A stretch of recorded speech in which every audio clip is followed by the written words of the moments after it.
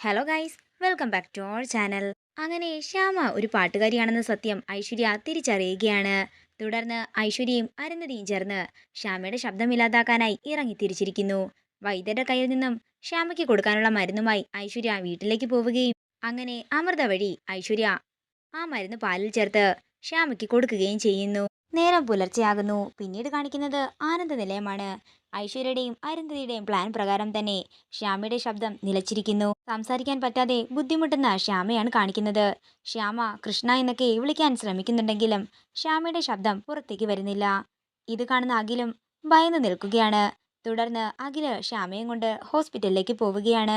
ഡോക്ടർമാര് ശ്യാമയെ പരിശോധിച്ചിട്ട് പറയുകയാണ്, ഈ കുട്ടിക്ക് ഇനി ശബ്ദം കിട്ടാൻ സാധ്യത തീരെ കുറവാണ്. ഇത് കേട്ട് ഒരു ഞെട്ടലോടെ നിൽക്കുകയാണ് അഖിലും ശ്യാമയും. പിന്നീട് കാണിക്കുന്നത് ശ്യാമയുടെ ശബ്ദം തിരിച്ചു കിട്ടാൻ വേണ്ടി അമ്പലത്തിൽ ശയന പ്രദക്ഷിണം നടത്തുന്ന അഖിലിനെയാണ്. ഈ കാഴ്ചയൊക്കെ കണ്ട് ആകെ തകർന്നു നിൽക്കുകയാണ് ശ്യാമ. അങ്ങനെ ശയന പ്രദക്ഷിണം കഴിയുന്ന അഖില് തളർന്ന് താഴേക്ക് വീഴുകയാണ്. ഈ കാഴ്ച കണ്ട് കരഞ്ഞുകൊണ്ട് ഒരു ഞെട്ടലോടെ നിൽക്കുകയാണ് ശ്യാമയും വാസുദേവനും. പിന്നീട് കാണിക്കുന്നത് അരുന്ധതിയാണ്. അരുന്ധതി പറയുകയാണ്, അവരെന്തൊക്കെ ചെയ്താലും ശരി, ആ പോയ ശബ്ദം ഇനി എന്താണെങ്കിലും തിരിച്ചു കിട്ടാനേ പോകുന്നില്ല. ഇത് കേൾക്കുന്ന ഐശ്വര്യം പറയുകയാണ്, അത് തന്നെയാ എനിക്കും വേണ്ടത്.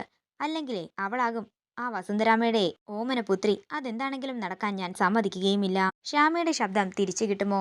ഇതിന്റെ പിന്നിൽ ഐശ്വര്യയും അരുന്ധതിയുടെയും ചതിയാണെന്ന് എല്ലാവരും തിരിച്ചറിയുമോ? വരും എപ്പിസോഡുകളിൽ കാത്തിരുന്നു കാണാം. മറക്കാതെ സബ്സ്ക്രൈബ് ചെയ്യുക നയൻസ് ക്രിയേഷൻസ്. വീഡിയോ ഇഷ്ടമായെങ്കിൽ മറക്കാതെ ലൈക്ക് ചെയ്യുക, ഷെയർ ചെയ്യുക, കമന്റ് ചെയ്യുക.